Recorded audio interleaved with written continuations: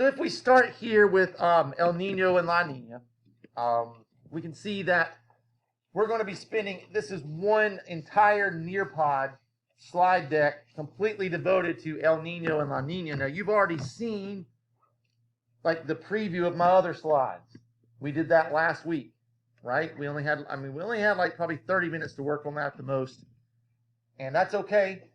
But today we're going to make it official that we've talked about El Nino and La Nina. And after today, you should know all the different things about El Nino and La Nina. So again, we're going to use the next few slides to learn about El Nino and La Nina and how they can change the weather around the world.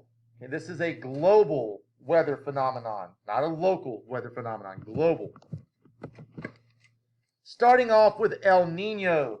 El Nino is a climate pattern where the water in the Pacific Ocean near the equator gets hotter than usual, and it affects weather around the world. So go ahead and jot that down.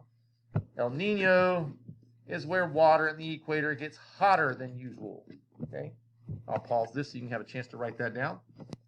Now, I think, Miguel, we can probably stop right there and just using the knowledge that we have coming into this from weather, already understand that if water in an area starts to get hotter than normal, it's going to change things in the weather, isn't it? If the water is hotter, the chances of evaporation in that area are higher. So you're going to, in some areas, you're going to have more water, like more evaporation, more condensation. You'll have more humidity in the air. So there's definitely going to be that. El Nino conditions occur, and I wouldn't even bother with this other part down here. They happen every few years. But Jada, we can't say 2014 El Nino, 3 years later, 2017 El Nino, 3 years later, 2020 El Nino. It doesn't work like that. It's not predictable. It doesn't go on a specific pattern, but it happens about so often. Now, because the weather that's associated with La Nina and El Nino can be so drastic in certain areas, scientists monitor the ocean temperatures in those areas using like the thermographic pictures that you might see of the world. And they measure the temperatures and they keep an eye on that because if they start to see it starting to trend higher over a longer period of time, they're thinking, uh-oh, we might be in an El Nino season. If it starts to get cooler over a longer period of time, they might start to say, ooh, we're in a La Nina season, and start to prepare certain areas for certain weather conditions to occur. What are some of those weather conditions? Let's take a look at that. In an El Nino, again, the warmest water moves east across the Pacific. We kind of just learned that. This next part is kind of important. Thunderstorms disrupt the jet stream. Now remember, we just said if water gets warmer, we're going to have more evaporation, more condensation, and then the chance of more precipitation, so we can have some thunderstorms. We already know just from what we gained, what little bit we gained about the jet stream from last time, that if you disrupt the jet stream, and the jet stream moves weather all across the globe, doesn't it? And it can deflect weather across the United States. If thunderstorms are disrupting the jet stream's pattern, it can really have a huge influence on how the weather is moving across the U.S. and what type of weather the U.S. is having. So let's take a look at this second part here. El Nino can change the weather in the United States.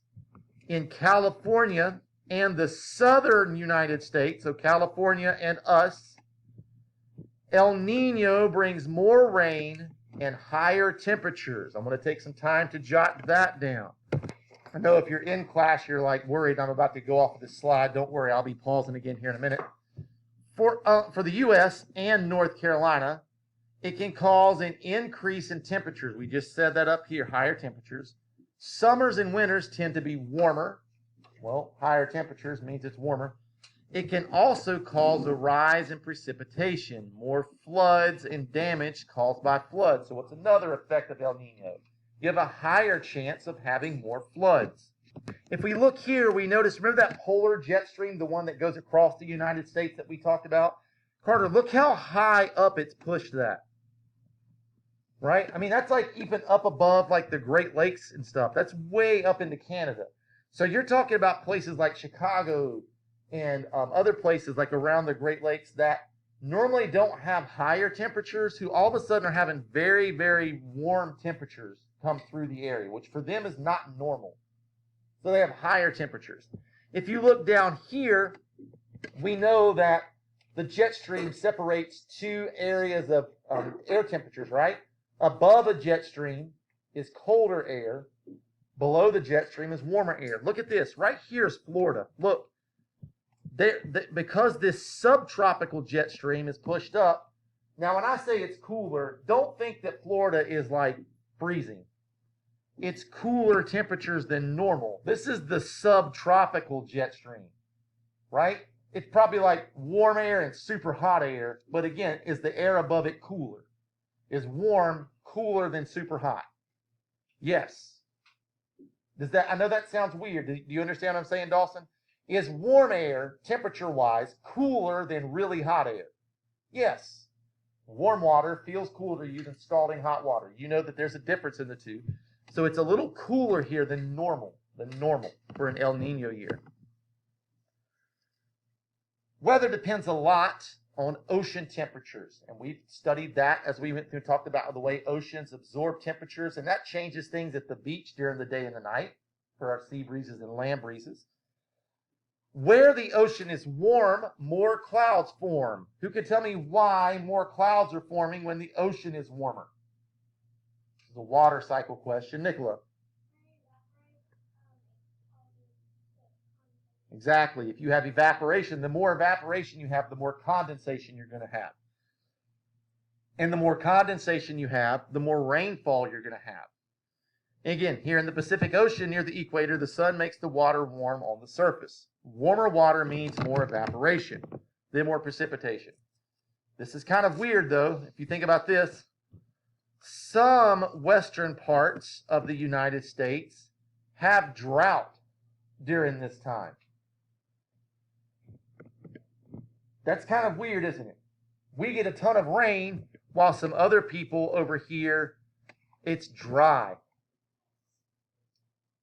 That's kind of odd, isn't it? How is just one weather phenomenon affecting so many things so drastically? If you look down here, South America, which is obviously down below us, South America, we're North America.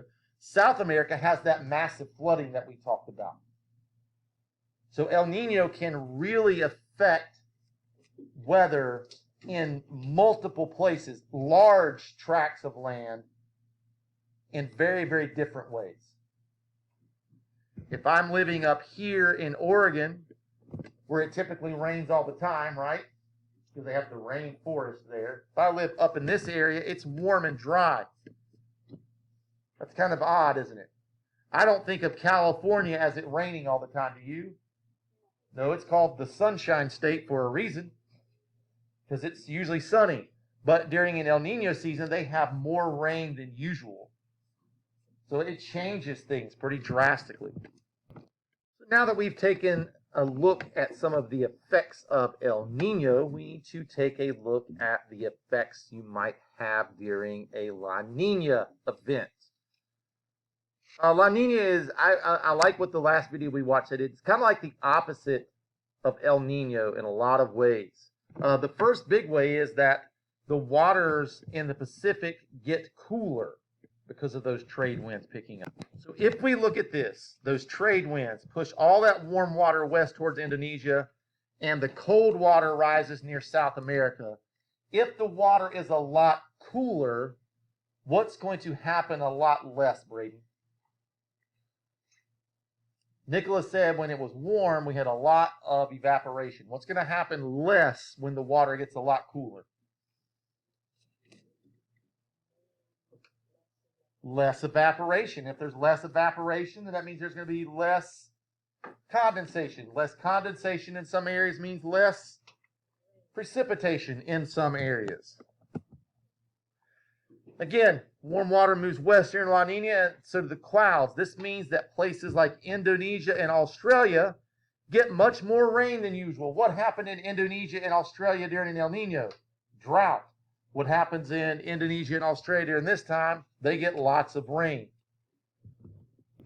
So again, if we look back at this first slide where it says it's a lot like the opposite of El Nino, we start to see that in this slide.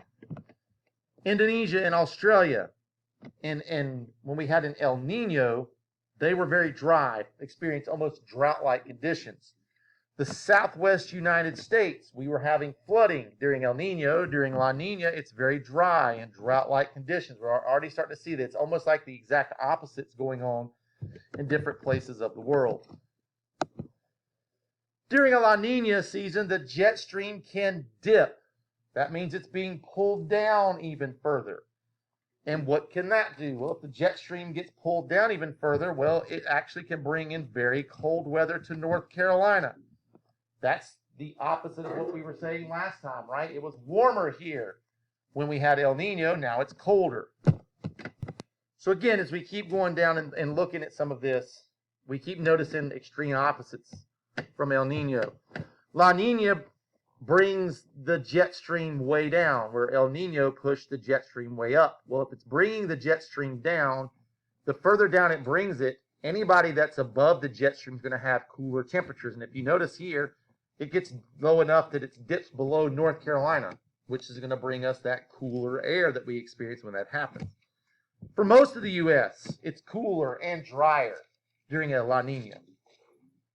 This part's very important. The most dangerous part is with a La Nina, it makes a more active hurricane season in the Atlantic Ocean. And let's take a look at why that is important.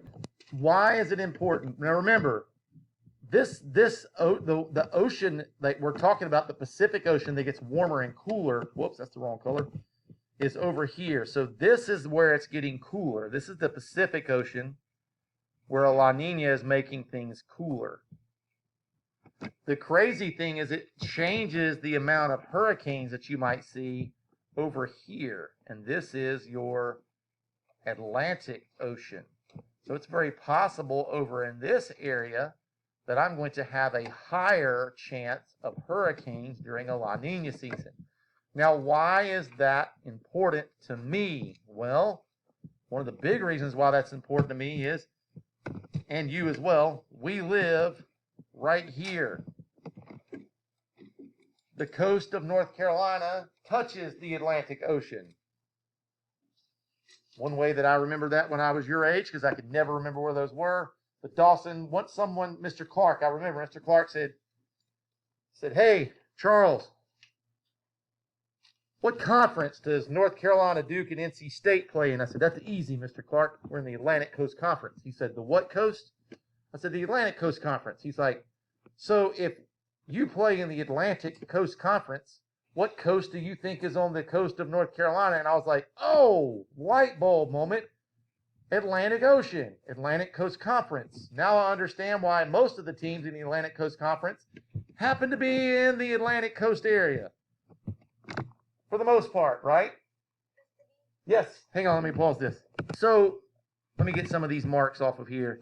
So Malachi's saying, although I do want to keep North Carolina circled, Malachi's saying, hey, Mr. Bullen's like, Florida is pretty bad about getting hit by hurricanes, and they are. But here's one of the reasons why hurricanes can be so bad, and this is kind of bringing in another topic, but that's okay. I got a minute 15. I can do that.